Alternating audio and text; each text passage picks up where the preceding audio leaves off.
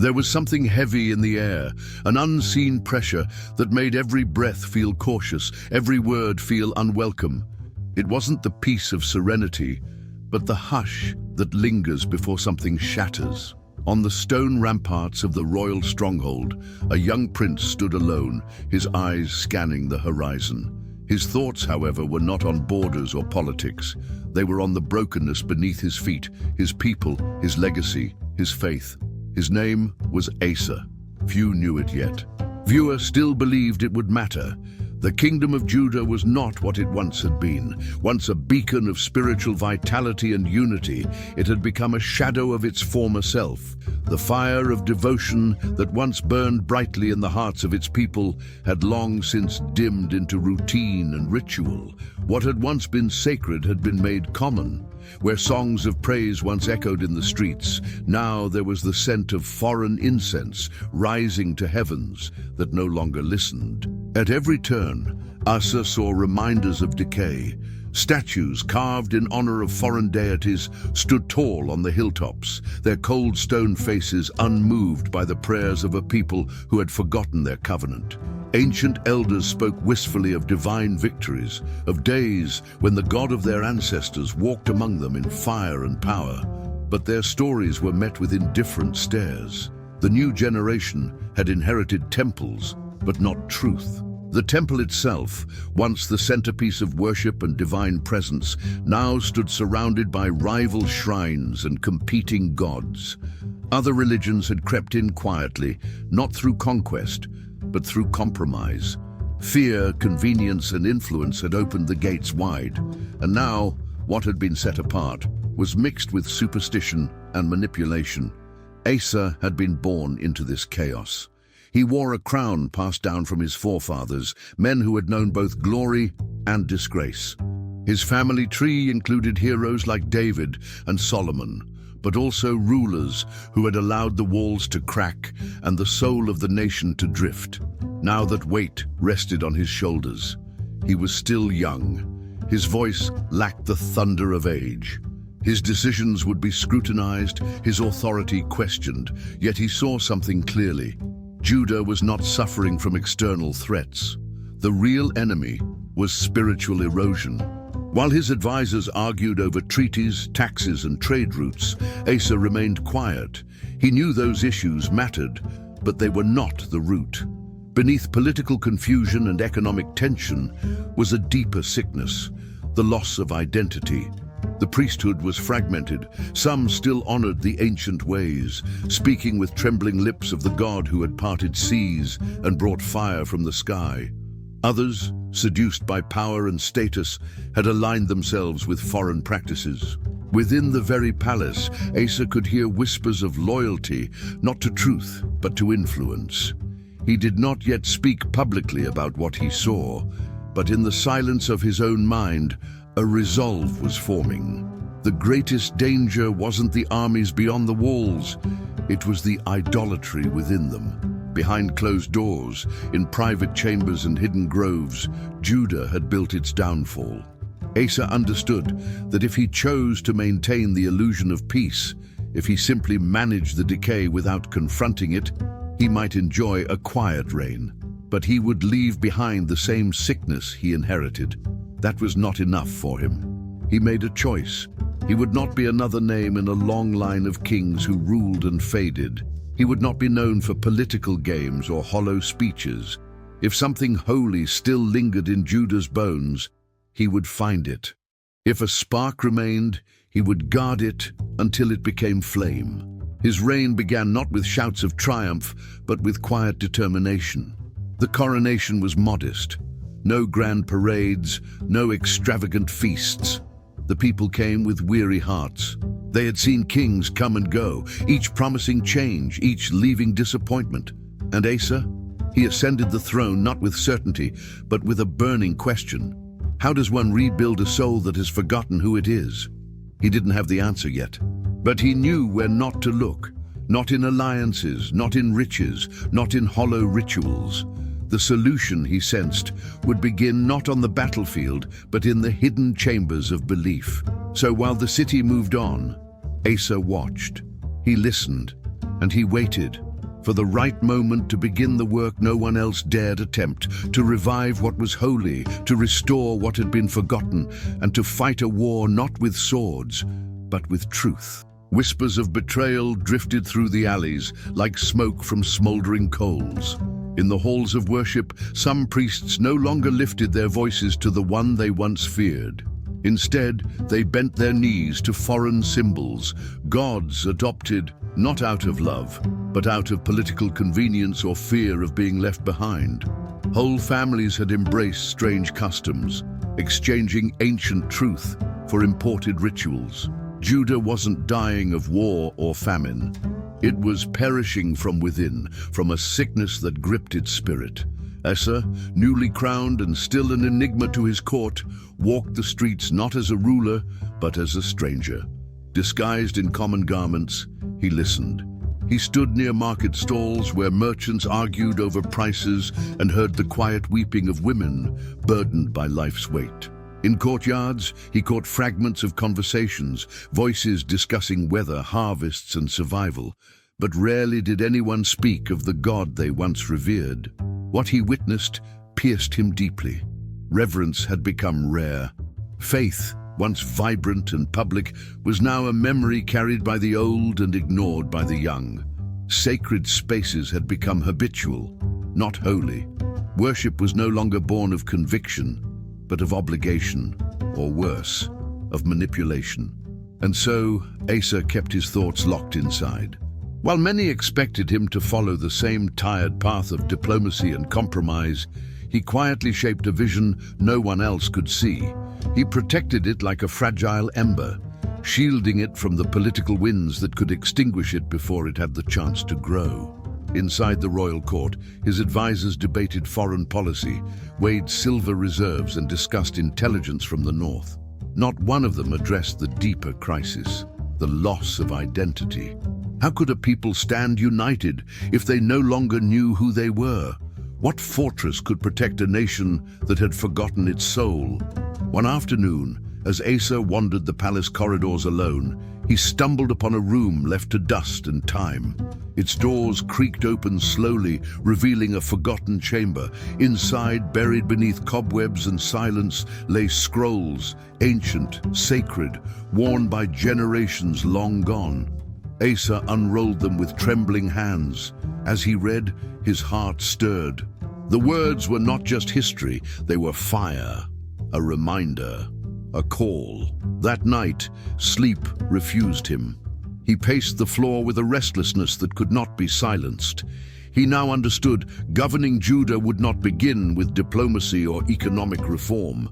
True restoration could not be built upon stone unless the foundation beneath it was whole. The battle was not external, it was spiritual. But he also knew that the path ahead would be treacherous. The influence of foreign religions had reached the highest places. Respected priests had grown comfortable with blurred lines. Wealthy nobles profited from alliances that came at the cost of spiritual compromise. Even within his family, there were those who called the merging of beliefs progress. Still, Asa could not remain silent. If he hesitated, the rot would spread further. And if he, king by divine appointment, failed to act, who would? So he made a decision, one that marked the true beginning of his reign. Before he would raise city walls, he would tear down the lies. Before he secured alliances with nations, he would re-establish the nation's covenant. Before being king in the eyes of men, he would become a servant to the God his people had neglected. He knew the cost. There would be no cheers, no celebration, perhaps even resistance. But he also knew a truth deeper than fear. A land may lose its territory and recover. But when a people lose their faith, they lose everything. The next morning looked like any other. The sky was clear, merchants opened shop, and smoke curled upward from incense burned on high places, offerings to gods who neither see nor speak. But Asa had already changed. Without delay or ceremony, he summoned his trusted commanders. When they entered the chamber, they noticed a different intensity in his posture. Without theatrics, Asa declared, "I will not preside over a kingdom that bows before idols. If we wish to stand strong again, we must remember where our strength came from." The room fell quiet. A few looked away. Some clenched their fists. They understood that what Asa proposed would unravel years of habit and unspoken agreements. But the king had spoken, not as a politician, but as a man who feared for the soul of his people. The First Order dismantled the cults not rooted in the worship of the God of their fathers. Sacred groves, secret altars, and temples to foreign deities were to be identified, marked, and removed. Asa's soldiers, once trained for warfare, now became instruments of cleansing. Shrines crumbled under hammers. Carved idols, once honored, were reduced to rubble.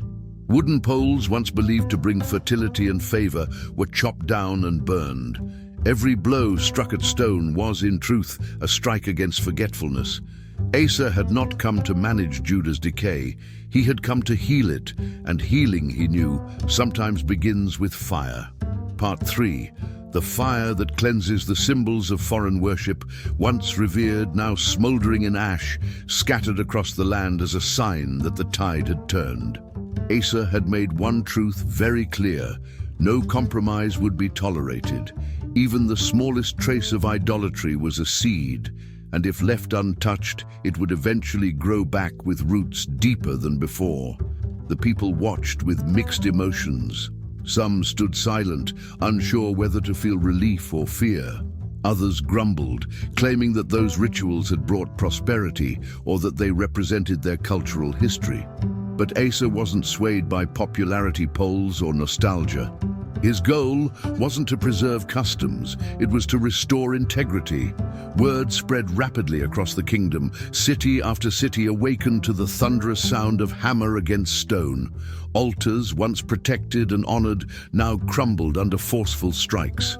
What had begun as a personal conviction evolved into a national movement. And Asa wasn't leading from behind. He was there, boots in the dust, hands on the stone, eyes set on the heavens. He didn't simply command from the safety of his throne. He climbed into the hills where others dared not go, into regions where pagan worship had remained untouched for decades. There, where fear silenced others, Asa raised his voice and his hands. He didn't wait for others to strike the first blow. He began the destruction himself. And yet, the most difficult confrontation was still ahead. Deep within the palace resided a woman, both revered and feared, his grandmother, the Queen Mother. Her influence had not faded with age. Though she no longer ruled officially, her voice still held sway among many. Behind the veil of her dignity, she had maintained a private sanctuary dedicated to a forbidden image. It was considered sacred by some, scandalous by others, but no one dared challenge it until now. Asa entered her chambers alone, no guards, no advisors. He approached her with both reverence and unwavering purpose. With calm but clear resolve, he explained that his reforms did not spare anyone, not even royalty. That idol, no matter who owned it, had no place in a nation consecrated to one God. She resisted. She defended her tradition, her position, her legacy. She invoked her status as elder and matriarch. But Asa did not waver. He ordered the idol removed and destroyed, and stripped his grandmother of the honorific title she once held. This act sent a powerful signal across the nation. No one stood above the truth, not the priests, not the governors, not even blood relatives of the king. The following weeks were intense. Priests who had blended sacred traditions with imported doctrines were relieved of their duties. Makeshift temples hidden in woods and caves were dismantled. Local leaders who had profited from these dual faith systems were summoned to give account. Asa wasn't interested in revenge. His mission was correction, not to punish, but to purify. Bonfires blazed across the land, consuming carved idols, enchanted tokens, and objects of forbidden devotion. And with every flame, something subtle began to shift in the collective soul of the people. First came fear, uncertainty about what this new order meant, then curiosity, and soon a strange sensation spread, cleansing, as if a suffocating fog that had hung over them for years was finally beginning to lift. Not everyone grasped what was happening. Many had been born into a culture where confusion had been normalized. They had never known anything different.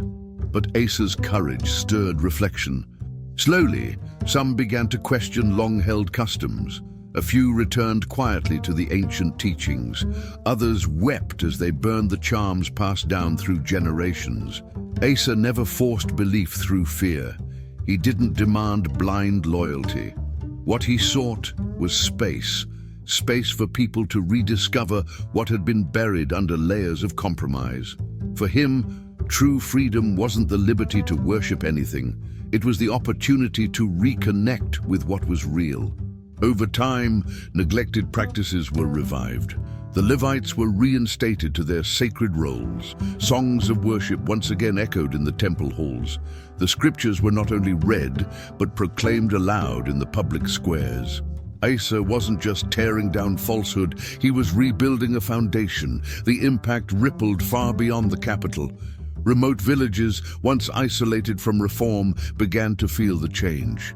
A spiritual unity that had once seemed impossible now glimmered on the horizon, not by coercion, but through conviction. Still, Asa remained vigilant. He knew the battle was not over. The external threats were still out there, foreign powers, political instability, shifting alliances. But he had come to a conviction that guided every decision. No army, no fortress, no policy could protect a people who had forgotten who they were. Identity came before strength, and Asa had chosen to rebuild both, starting from the inside out. Before Asa ever lifted a sword or forged a shield, he had chosen something far more radical. He had cleansed the soul of his people. And through that act of moral courage, he rekindled something rare, hope.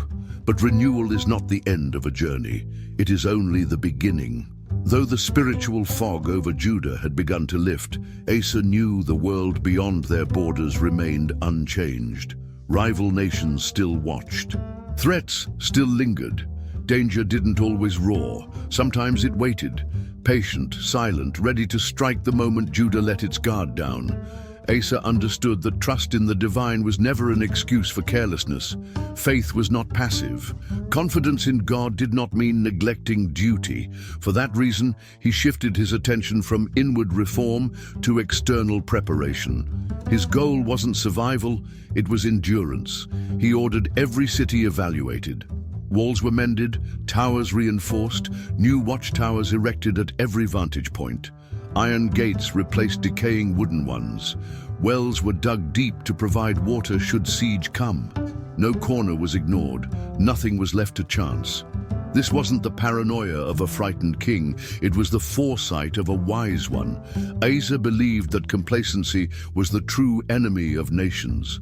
When peace stretches too long, vigilance becomes soft. So while his people celebrated peace, Asa designed ways to preserve it.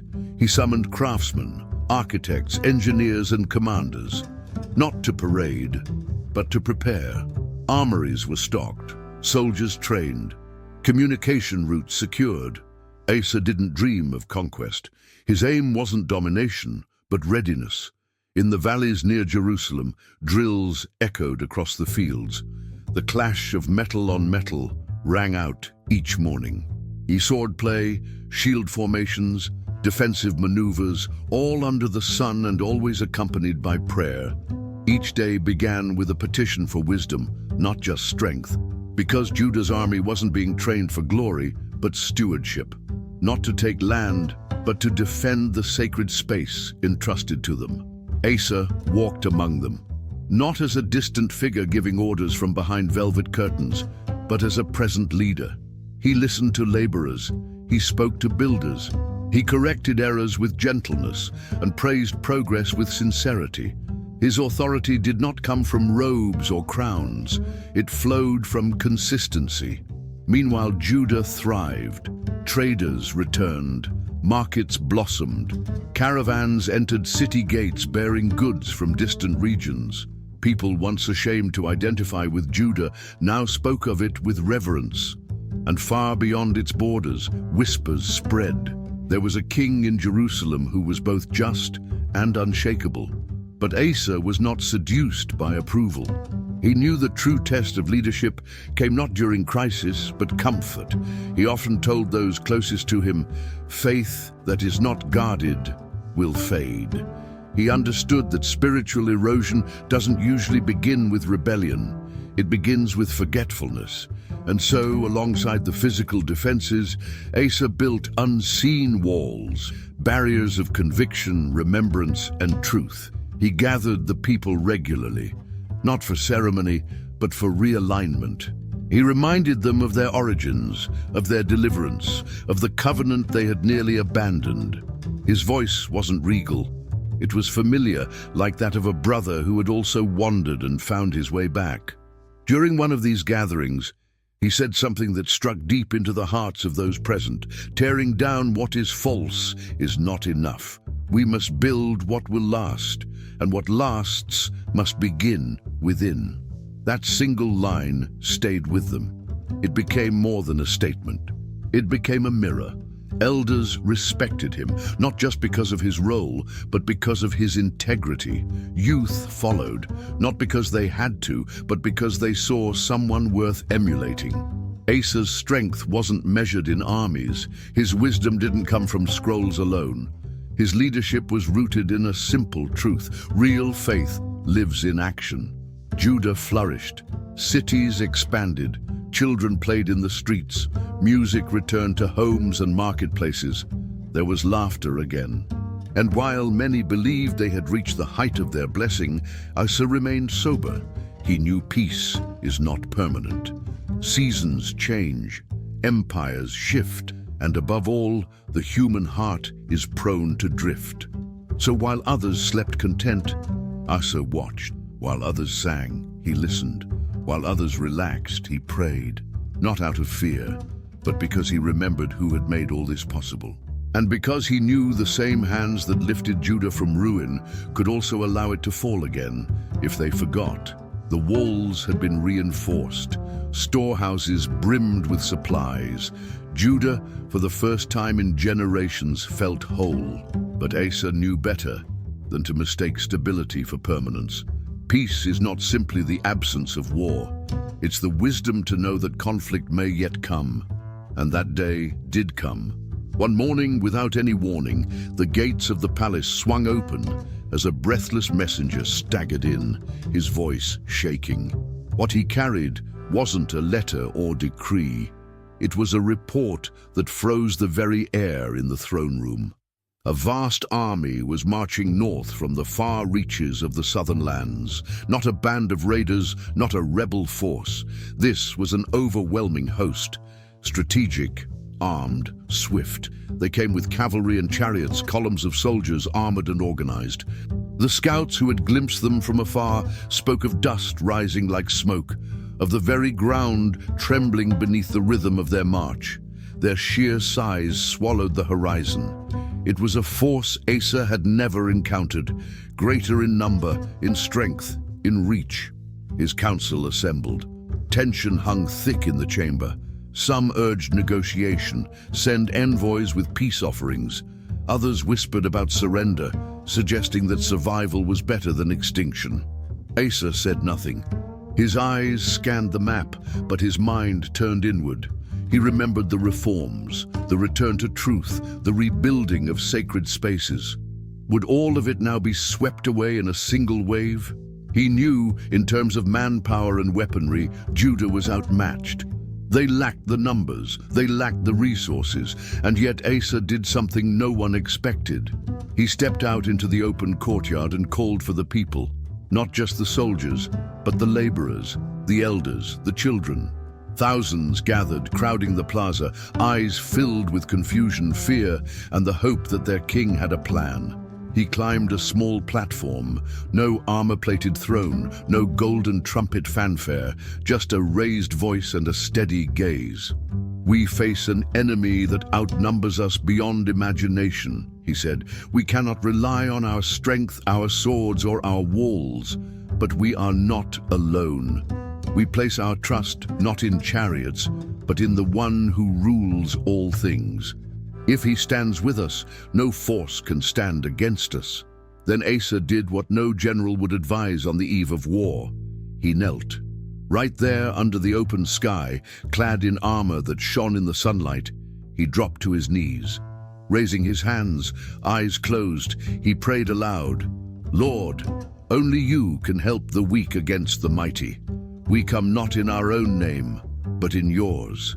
Do not let men rise against you. Stand with us." Silence fell over the crowd. There was no applause, no response. Only stillness. Some wept, others bowed beside him. What stood there was no longer merely an army. It was a nation leaning wholly on what it could not see, but believed to be real. Later that day, the sound of war drums echoed across the fields. Judah's troops took their positions. Asa gave the order not to charge, but to hold, to stand firm and wait. He wasn't looking for a clever maneuver. He was waiting for something more. And then it happened. Long before steel met steel, confusion erupted within the enemy ranks. Screams broke formation. Soldiers tripped over one another. Orders were shouted but ignored. Chaos spread like fire through dry grass. The once imposing war machine began to dissolve. From the watchtowers, Judah's sentinels watched in disbelief. Was it a trap? A feint? No, it was something else. Disorder without cause, panic without reason. The force that had seemed invincible now collapsed from within, like a tower falling from its own weight. Asa, seeing the tide turn, gave the command. Judah advanced, not with arrogance, but with unwavering conviction. Their fear had melted into boldness. Their steps no longer hesitated. They didn't fight for vengeance. They fought in awe of the miracle unfolding before them. What should have been a slaughter became a pursuit. The enemy fled, abandoning weapons, provisions, and treasures along the way. They left behind chariots stuck in the mud, tents half-raised, and shields discarded in panic. Victory had come, not through might, but through surrender. Not surrender to the enemy, but to heaven. The spears returned cleaner than expected. There was no massacre. Many enemies had abandoned the battlefield long before Judah's warriors reached them. What should have been a blood-soaked campaign ended with scattered enemies and a nation stunned by grace. Days later, there was no doubt. Victory belonged to Judah. But more than treasure or territory, the army brought home something far more valuable: conviction. They had witnessed divine intervention. It wasn't just a military triumph, it was a spiritual awakening. As Asa and his men entered Jerusalem, they were met with music and tears. The people didn't just rejoice in their safety, they celebrated the evidence that their faith had not been misplaced. Those who had hesitated, those who had once questioned the king's bold trust in prayer, now whispered in awe, "He believed, and heaven answered." Still, Asa refused to bask in glory. Instead of parades or feasts, he called for something different, a sacred gathering. In the heart of the city, beside the temple walls, an altar was built, not to demand offerings, but to express gratitude. There were no chariots decorated in gold, no songs praising human strength, just a nation, still breathless, returning thanks for what they knew was not their doing. Standing before the people, Asa spoke, not as a conqueror, but as a man deeply aware of his limitations. Yes, there was war, he said, but more importantly, there was help. Let us never forget who stood with us when our strength was not enough. Let this victory not lead us to pride, but to loyalty. His words stirred something deep in the crowd. It was rare to see a ruler confess dependence, rarer still to see him elevate God over strategy. And that vulnerability, His refusal to take credit became Asa's most powerful legacy. From that day forward, Judah entered a new season, a time not only of safety, but of reverence. The story of the unwinnable war spread from household to household, becoming more than history. It became heritage. Fathers told their sons, mothers told their daughters. It was not a tale of swords, but of surrender, not of tactics, but of trust. For when the darkness was at its deepest, a king knelt, and the heavens moved. The echoes of that moment still lingered in the streets when Asa returned to the palace. The city was alive with celebration. Homes were adorned with garlands. Children played in the plazas, humming tunes inspired by the miraculous victory. Strangers spoke the king's name with reverence. It was, to everyone, a time of glory. But Asa didn't walk like a hero. His expression wasn't triumph, it was thankfulness. He moved through the crowd with quiet eyes, not seeking recognition, but offering presence. In his heart, he knew what most had forgotten. They had won because they had trusted. It wasn't strategy that had saved them. It was surrender. And just when the joy reached its highest point, something unexpected happened. From among the gathered crowd, a solitary figure emerged. He had no title, no badge of honor, no entourage. He moved with purpose, his eyes steady, his steps measured. Though no one recognized him, his very presence quieted the celebration. Conversations paused. Children stopped playing. He walked straight toward the king. Guards moved, uncertain of his intent, but Asa raised a hand, signaling them to let him pass. The man stood before the king and spoke. His voice wasn't loud, but it struck like thunder. The Lord is with you, so long as you are with him. If you seek him, you will find him. But if you turn from him, he will turn away. The square fell still. This was not a blessing, it was a warning, a message not from an adversary, but from above. Asa didn't flinch. He listened, unmoving. His face, once calm, now tensed, not with fear, but with recognition. These words were not unfamiliar. But in this moment, they carried weight they hadn't carried before, like prophecy knocking softly at the door of his future. The messenger continued. There were times, he said, when the people turned their backs on God, and what followed was confusion, oppression, division. But when they sought him again, he restored their peace. You have seen his hand. Do not forget. Do not drift. With that, the man turned and vanished into the crowd as silently as he had arrived. Asa stood alone.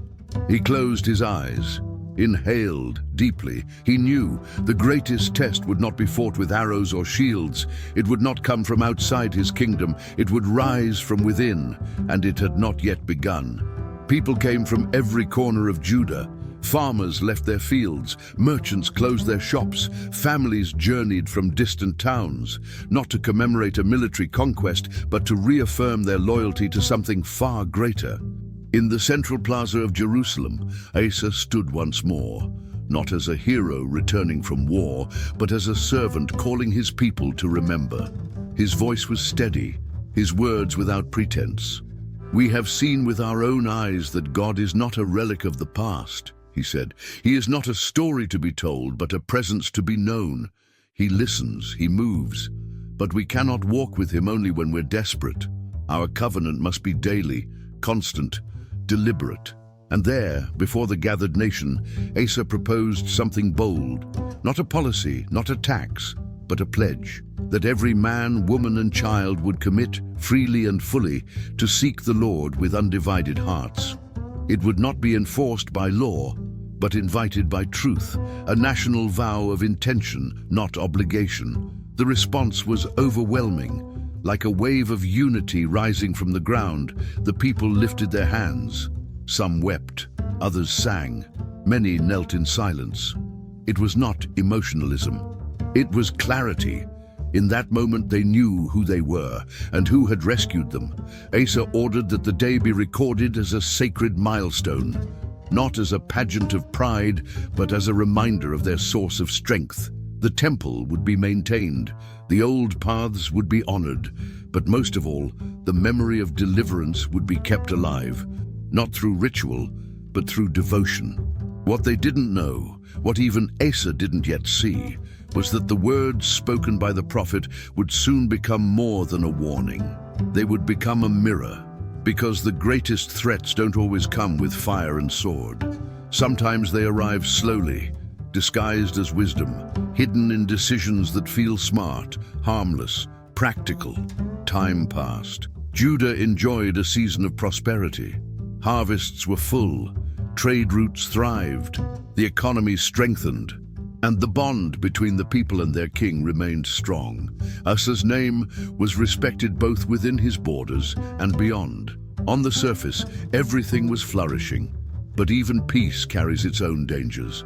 From the north, something began to stir, quiet at first, but troubling. A neighboring kingdom, ruled by a king envious of Judah's growth, began to fortify a city near the border. At first glance, it appeared to be mere construction. But Asa, watching from the high towers of Jerusalem, recognized the pattern. This was not expansion, it was encroachment. The structures were not homes, they were fortresses. The roads being carved were not trade routes, they were choke points. Slowly, methodically, Judah's access to the north was being squeezed, and not a single arrow had been fired. It was warfare by architecture, a siege without declaration, a trap built with stone instead of swords. Asa understood the gravity. If he did not act, Judah would soon be isolated, economically, strategically, politically. But this time, something had changed. The same king who once knelt in the dirt before a battle, who once rallied his nation around prayer, now took a different approach. He did not call the people to seek divine counsel. He did not wait for a prophet's word. Instead, he gave an order: open the treasury. The gold and silver that had been dedicated to sacred use, the very wealth that belonged to the temple, was retrieved, and with it, Asa sent envoys to a foreign power, the kingdom of Aram. The message was simple: break your treaty with our enemies, stand with us, here is our offer. The reply came quickly. The ally accepted. They launched an attack on the rival kingdom, forcing the northern king to abandon his construction and retreat. To many, it was a stroke of genius. No bloodshed, no drawn-out siege, just political finesse and timely diplomacy. Asa was praised, his advisors applauded, the people relaxed. But something unseen had been sacrificed. The temple had become a tool for negotiation. The offerings once laid before God now funded earthly deals. What had once been a symbol of surrender had become currency for influence. And Asa, perhaps unknowingly, had shifted his trust. Not completely, not rebelliously, but subtly. The kind of shift that doesn't break a covenant overnight, but begins to loosen its threads. What once burned bright within Asa's heart had begun to flicker. Not from outright rebellion, but from something subtler, something slower, a quiet erosion. The kind that creeps in with age, through hundreds of decisions and the endless burden of leadership. What had started as a reign of conviction now moved with cautious calculation. That night, Asa couldn't sleep. It wasn't fear of retaliation or the weight of political maneuvering. It was something deeper, a silence within him that felt unfamiliar, as if his soul knew he had crossed a threshold he once would have never approached. Still, he pressed forward. He ordered the repurposing of the enemy's materials left behind on the border. The very stones and beams that had once symbolized a looming threat were now used to strengthen Judah's own defenses. What had been designed to choke them was now building them up. On the surface, it was brilliant, tactically sound, and cost-effective, but beneath the surface the foundation had shifted. His choices no longer flowed from prayerful seeking, but from political instinct. The elders in the palace noticed it, not immediately, but gradually. Asa listened less. He no longer paused to seek divine direction before making decisions. He relied more on his instincts, less on his conscience. His movements became swifter, but not deeper. The crisis had passed. There was no war, no bloodshed, just alliances, currency, and quiet conquest. The people applauded. The officials nodded in approval. Trade flourished. Diplomacy triumphed. But heaven said nothing. Because sometimes what we call wisdom is really a quiet drift. Not every enemy charges with a sword. Some dig underneath, slowly, patiently, undermining from within. It wasn't long after the deal with Aram that something unexpected happened. The streets of Jerusalem were still buzzing with relief when a lone figure entered the city unnoticed by most. He wasn't a soldier, a diplomat, or a member of the priesthood. He didn't bear a title or a following, but he walked with purpose, steady, resolute. He reached the palace gates without resistance, no invitation, no permission. He passed the guards, entered the throne room, and stood before the king. Asa, surrounded by his council, paused as the stranger lifted his voice. There was no introduction, just a question, sharp as a blade. Why have you trusted the arm of man, instead of the God who rescued you when no one else could? The words fell like a stone in still water. Asa looked at him, first puzzled, then rigid. The prophet continued. Was it not the Lord who turned the tide when you faced an army far greater than your own? Have you forgotten who tipped the scale when you had nothing but faith? A tension gripped the room. The king's expression tightened. The openness that once welcomed prophetic voices now bristled with discomfort. His eyes, once eager for spiritual insight, now narrowed with suspicion. Still, the messenger did not waver. You will no longer know the peace you once had, not because God has failed you, but because you have exchanged eternal security for temporary protection. The consequences will not be immediate, but they will come. Asa rose abruptly. The voice that had once rallied nations in prayer now snapped in anger. Enough! Who sent you? What right do you have to question my decisions? The prophet said nothing more. His message had been delivered. His presence was no longer necessary. But Asa, wounded in his pride, gave an order that marked a line in history. Arrest him. He no longer saw prophecy as correction. He saw it as defiance. What once would have stirred repentance now triggered resentment. And in silencing the voice of God's messenger, Asa revealed something tragic. The man who had once broken idols in the name of truth had now begun to build walls against it. His advisors stood in uneasy silence. They didn't need to speak. They felt it too. The Asa they had once followed, a man who trembled before the word, who walked humbly before God, was changing, slowly, quietly, but unmistakably. The years that followed were not marked by disaster. Judah remained strong, its cities stood tall. But something intangible had vanished, the fire, the connection, the heart of a king, that once beat with reverence, now pulsed with pride. What once guided Asa through storm and uncertainty, clarity, conviction, humility, had begun to fade. Slowly, imperceptibly, the light that had once illuminated his boldest decisions dimmed to a flicker. Asa still ruled, yes, but he did so now with caution rather than courage, calculation rather than connection. The doorway that once welcomed correction had quietly shut. To the public eye, he remained a respected monarch. His achievements endured, but those who looked closely saw the subtle cracks beneath the stone. What had vanished was not competence, but humility. And there is no adversary more cunning than pride, the kind that enters not with noise, but with self-assurance, the kind that convinces a leader he no longer needs to listen. Days passed uneventfully. Judah was at peace. The walls held strong. Commerce flowed. From the outside, Asa appeared to be leading with the same strength as always. But inside, something had changed. He no longer sought the guidance of the Almighty. The scriptures remained closed. The voices of prophets and wise counselors were quietly replaced with tacticians and strategists. His decisions were efficient, practical, and cold. He was no longer led by faith, but by what he had learned through experience.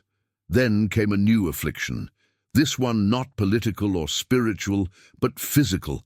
It began as a discomfort in his feet, annoying but manageable, nothing urgent. But as weeks turned into months, the pain worsened. His steps grew hesitant, his mobility slowed, and soon the quiet irritation became a debilitating condition that followed him into every moment. The finest physicians were summoned. They brought salves, herbs, procedures. They offered their wisdom and treatments, and Asa, ever determined, put his trust in them.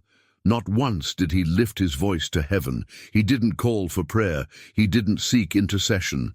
The same man who had once knelt before a vast enemy host, pleading for divine help, now lay in silence, relying solely on human remedies. There was no sin in seeking medical help. That wasn't the issue. The tragedy was not the illness. It was the absence of faith. Asa never denied God with his lips, but his actions revealed a slow, decisive withdrawal.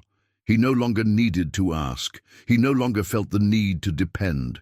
The sickness persisted. The pain deepened. His gait became labored. Public appearances dwindled. The king ruled from the shadows, while his body deteriorated and his spirit drifted further from the fire that once burned within him. But the disease wasn't the true enemy. The greater wound was spiritual. The man who had once purged his nation of idols could no longer cleanse his own heart from spiritual silence. And so Asa faded, not in a blaze of failure, but in a hush of resignation. He didn't fall to a sword. He surrendered to indifference. When he died, the nation mourned. He was buried with full honors, crowds gathered, songs were sung, stories were told of a reign marked by strength, by renewal, by legacy. His name was honored, his deeds remembered. But those who knew the whole story carried a more complex truth. Asa began with fire, with courage, with clarity. He had torn down falsehoods when others stayed silent. He had challenged even his own family in the name of righteousness. His passion had sparked revival. Yet over time, that gaze that once looked only upward began to shift, not all at once, but enough. He replaced dependence with convenience. Strategy took the place of surrender. He began trusting in gold, in alliances, in systems, and forgot the hand that had upheld him when there was nothing else. His story didn't end in scandal. It ended in silence. He wasn't destroyed by an invading force. He was worn down by a slow forgetting of where his strength had always come from. And that is the warning that lives on. Because many begin with fire, many set out with boldness, vision, and conviction, but if that fire isn't fed, if it's taken for granted, it dies quietly, even while the crowd still applauds. Asa's life is an invitation to self-examination, not just to ask how we begin our journey, but what kind of heart we want to finish it with. Will we be remembered as those who remained faithful to the end, or as those who lost their way halfway through? The answer is never written in a single decision. It's carved, quietly, steadily, through the everyday choices we make, especially when no one is watching.